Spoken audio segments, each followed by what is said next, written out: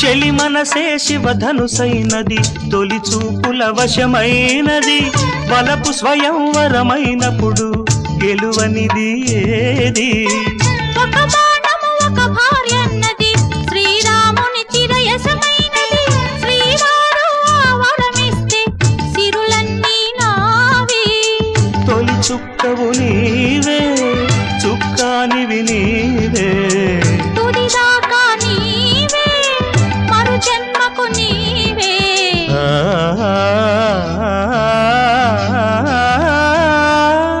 జానకి కలగనలేదు రాముని సతి కాగలనని ఏనాడు